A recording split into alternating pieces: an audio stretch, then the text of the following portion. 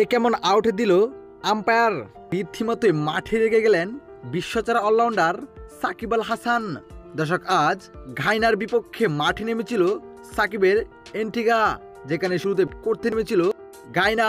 শুরুতে ব্যাট করতে নেমে রীতিমতোই ব্যাটিং তাণ্ডব শুরু করে দেয় ঘাইনার ব্যাটসম্যানরা, যেখানে শেষ পর্যন্ত 211 রান করেন 3 উইকেট হারিয়ে ঘাইনা। এই রানের জবাবে ব্যাট করতে নেমে শুরুটা দুর্দান্তভাবেই করেন সাকিব বাহিনীরা। তবে দর্শক, দুর্ঘটনা ঘটে ইনিংসের 7 নম্বর ওভারে, যেখানে প্রথম ওভার করতে এসেছিলেন ইমরান তাহের। তার প্রথম বল বুঝতে না পেরে সামনে আগিয়ে যায় সাকিব আল হাসান, এতে পিছন দিয়ে লাগিয়ে পেলেন কিপার।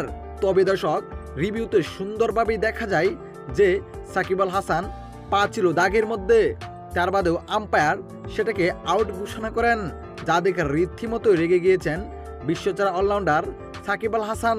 তো দর্শক, আপনার কাছে কি মনে হয়, সেটি কি সত্যি আউট ছিল নাকি আম্পায়ার দুর্নীতি করে এটি আউট দিয়েছে? অবশ্যই জানাবেন আপনার মতামত এই ভিডিওর কমেন্ট বক্সে।